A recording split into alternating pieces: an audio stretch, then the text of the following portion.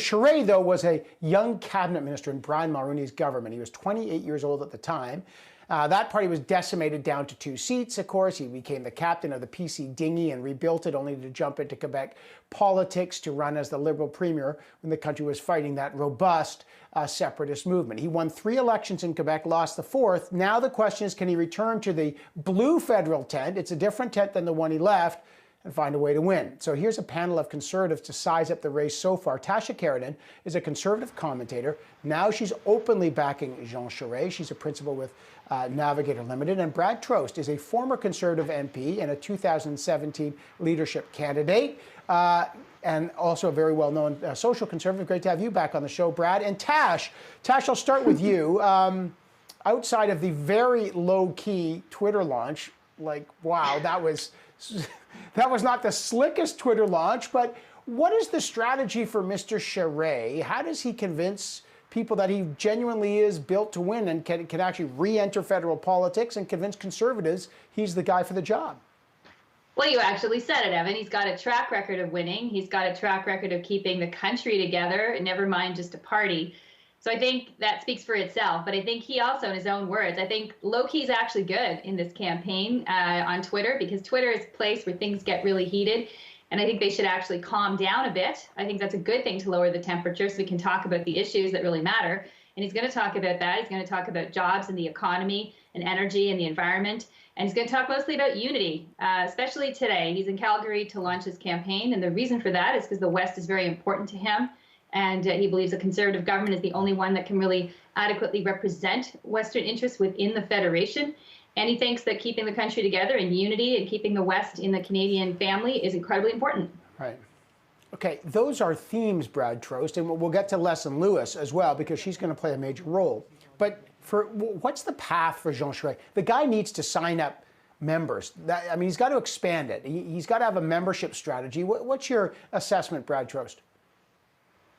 Well, I think, first of all, he has to reintroduce himself to large parts of the country. Again, if you're from Quebec, if you've been an Ottawa insider, you know who he is. But most people, even most party members, don't follow politics as obsessively as people who are like me and Tasha. So I think he needs to reintroduce himself, both to existing party members and also get some excitement about himself, his candidacy, and his vision. So I think that's a 2-step process, and we'll see if he can do it. Tash, where does he get his memberships from? And look, Pierre Poilievre is obviously the perceived front runner.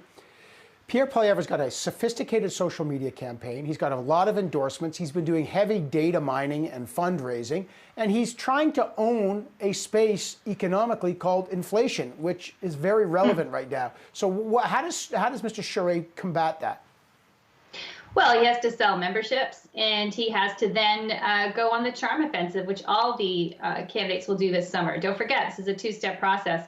Selling memberships is going to go until June 3rd, and after that, it's meet the people. And I think when he meets the people, including those who may have been given some disinformation on social media about what he's about, they will give him the chance, they'll listen, and they'll be really impressed. And I believe he'll win them over. And this is the thing, no disrespect to any other candidates, but this is not just about social media. Politics is about relationships, and Jean Charest excels at maintaining relationships. That's the reason so many people are supporting him today, people who've been supporters in the past, and also a lot of new people. And that's really encouraging, because I think we need to return that sense of civility and unity to politics, and I hope he can do it.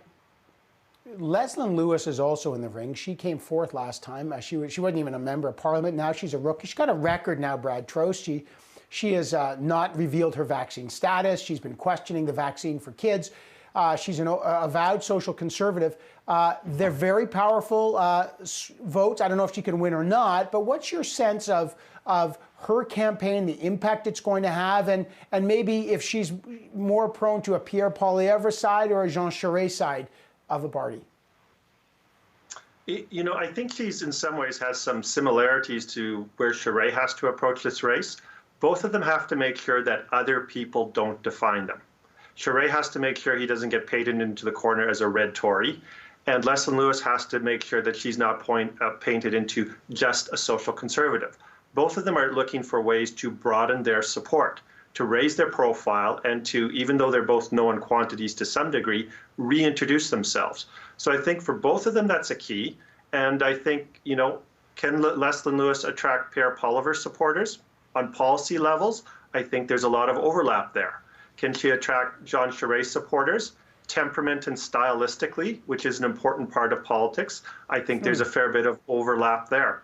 So I think she's got potential, but as with everyone else, you got to get on the ice and play. So we'll see how she can do this time. Tash, just last point. As some are saying, Pierre Poilievre is going to try to stop the party from splitting and try to get those Max Bernier votes. And Charest can get those disaffected Liberal votes. What's your sense of that? Well, I think that rebuilding the big tent starts with realizing what is conservatism. And conservatism isn't anger. It's not populism. It is really all the stripes of conservatism that were pre-existing. You've got social conservatives, fiscal conservatives, libertarians, a lot of people, before COVID and before a lot of the anger that this has brought on various issues. This conservative family has been united under Stephen Harper. It was united under Brian Mulroney. I think it can be united again. So I think that is the appeal. I mean, Jean Charest presenting himself as an unhyphenated conservative. And I think that's really important because at the end of the day, if conservatives, if we want to get something done, we have to win power. And that's why he believes his campaign, the slogan is built to win, because that is the idea. Let's all get together and win the next election, and he's the guy to do it.